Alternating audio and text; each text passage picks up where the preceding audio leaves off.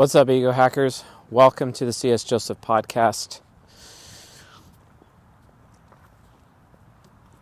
I'm your host, C.S. Joseph, and today's episode, Season 14, Part 4, Episode 8, the duality relationship of the ENTP and the ISFJ archetype.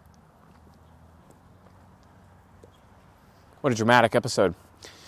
Why? Because we're talking about me. Yay! Let's talk about me and my psychological type. And I used to relish the opportunity at talking about myself on these lectures, but as I gained some years, gained some personal experience, not so much. Not so much. And honestly, I wanted to wait before I recorded this episode because I found myself recently in a relationship with an ISFJ woman. And I will admit that I did enjoy myself and I did enjoy her very much. But things did not exactly work out. And for a lot of the reasons, it's because of soft locking. Soft locking each other into each other's shadows, basically. Ended up becoming a very turbulent relationship for the two of us. Her introverted sensing hero looking for extroverted sensing hero, and my extroverted sensing hero is within my superego. So her SI hero, boom, soft locks me into my superego. That sucks. The worst part about me. Her extroverted feeling parent, soft locking me into my superego. Boom. Her TI child, soft locking me into my superego, which also was rough. And so on and so forth. Well, guess what? My expert intuition hero doing the same thing to her. So we are soft locking each other into each other's superegos on a regular basis. You know, and to truth be told, like, she was U to UF as an ISFJ, even to the point where she herself believed, and probably still believes, that she is actually an INTJ due to her nurture, due to some of the issues that she's faced in her life. But overall, the relationship, while it had its beautiful moments, it also was very problematic for the both of us. It just got to a point where we both realized that none of our needs was actually being met by the other person. We get to a point where we would compete with level of comfort. You know, whose comfort were we taking care of today? You know, and then my SI inferior as an infant demanding far more from a comfort perspective. Or her expert intuition inferior demanding far more from, far more desire from me than what I was even able to give her, basically. So our inferior functions become overly demanding as a result, and ended up causing an insane amount of problems for the two of us. And honestly, like, this is a relationship that really could only work without, it couldn't work unless one of us was drunk, basically. Because being drunk gives you closer to your shadow, which makes you a little bit more compatible with the other person. You know, my INTJ shadow being her superego, but at least it becomes a challenge relationship at that perspective by forcing myself to cognitive transition to my shadow as a result of drinking alcohol.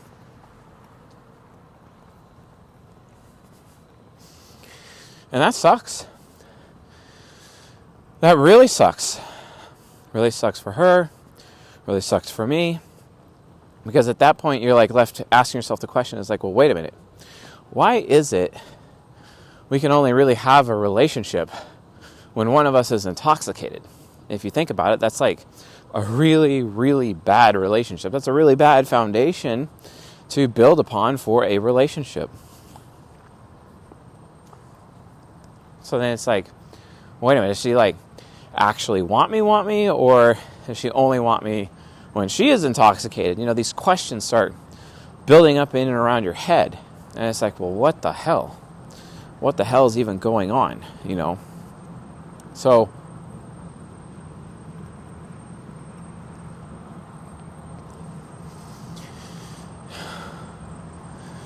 it ended up becoming like just this endless source of conflict in our lives, over and over and over. You can't escape it, you know? So yeah, like basically this is a relationship I just don't recommend. Don't get with your polar opposite. And I see people do it. Like, polar opposites are totally fine with high camaraderie if you're doing something together and it's a shoulder to shoulder. But it's not about, you know, for example, the sexual agenda. It's not about that at all. Well, then sure, you can get tasks done, you can work together. They can see things that you can't. You can see things that they can't. And it becomes a relationship about solving problems instead of a relationship about connection and intimacy, which is ultimately what the relationship started as, right? But definitely not what I would recommend for anyone. You know, her and I, we had similar backgrounds in terms of like our church upbringing and church, family history, church history, all of that. And while we had a lot of common ground with each other, it just still, you know, nurturally, yeah, sure, okay. But it still ended up not being a healthy thing for the two of us at all. You know, I, for one, am absolutely thankful to have had the opportunity to have that relationship. Because then it's like, okay, yeah, I get into it myself. And it's like, oh, okay, yeah, this is actually why, you know, a man and a woman should not be in these kinds of relationships at all.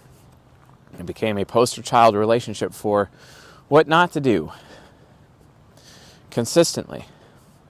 You know, because from her perspective, it's like, my comfies, you know, my traditions, my safe. And my extroverted sensing demon, it's just like, yeah, I can't make you feel safe. Sorry, there's nothing I could do about it.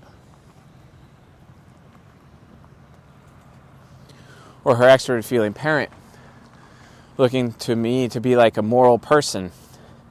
Someone who's all about how I feel and what I value. But I don't know what I value. Just can't do that for her. Or my extroverted thinking critic, which would be, you know, overly dismissive by default, right? And she'd end up feeling dismissed.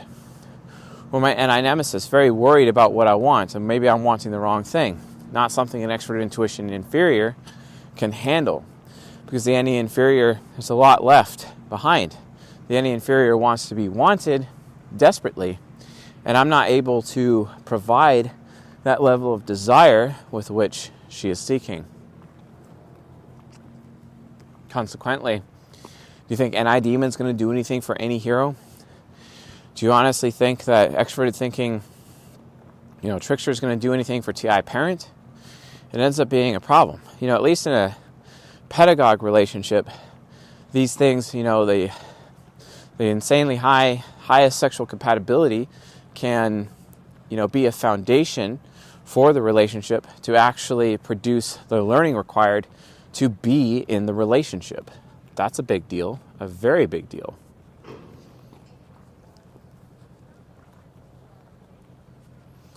And if I'm not there in that position to be able to, oh, it's a lot of deer over there.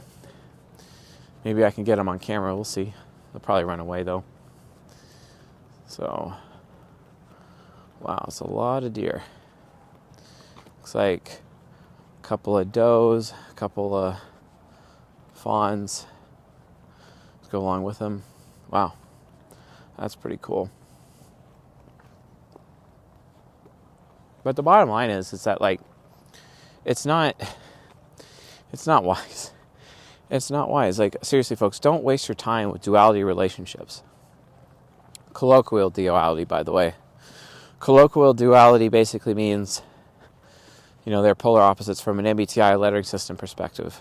You know, true duality under socionics is what you call the natural pair. At least 8 of the 16 being considered the natural pair. That's because I think there's still an issue there. But it's still a problem.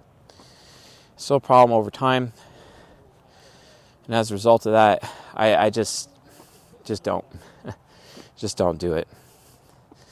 You know, like, why these types get together? I mean, the ISFJ and the ENTP, they're both heart temple.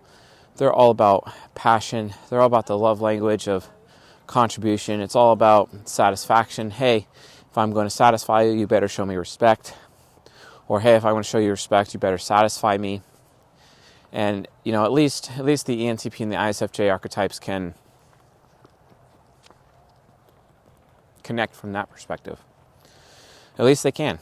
But otherwise, you know, there really is no other way to connect. They understand heart, temple, passion. But honestly, these types are designed to work with each other in a shoulder-to-shoulder relationship and not a face-to-face relationship at all. They're just not designed for it. So, I recommend staying away. But how do people end up getting into these relationships? Well, it's usually on the part of survival, or maybe both of them were virgins and they're part of an arranged marriage, or maybe it was just some type of religious influence in their life as to why they got with each other. But honestly, the only way that they could really be attracted to each other is if one of them is unconscious developed, unconscious focused, because they are presenting as the golden pair of the other person. Wow, a lot more deer.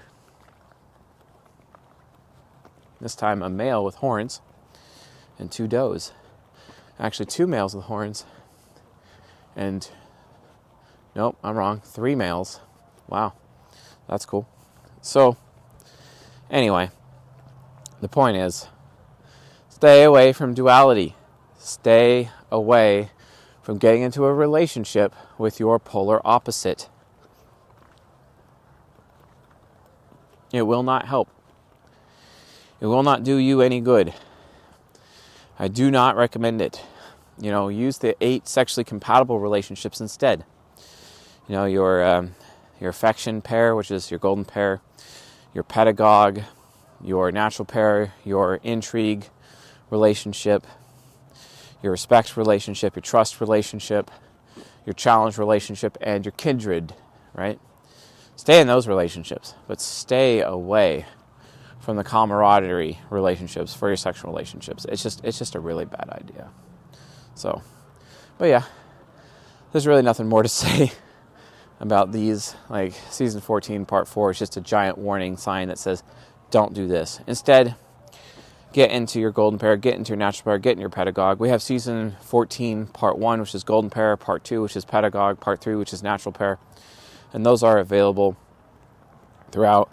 If you have Discover the 18 Types membership, you get access to season 14, part 1. If you have Journeyman, you have access to season 14, part 2 and 3, which is pedagogue and natural pair, behind the paywall for the Journeyman, which is at csjoseph.life/members. So anyway, folks, thanks for watching and listening, and I'll see you guys on the next episode.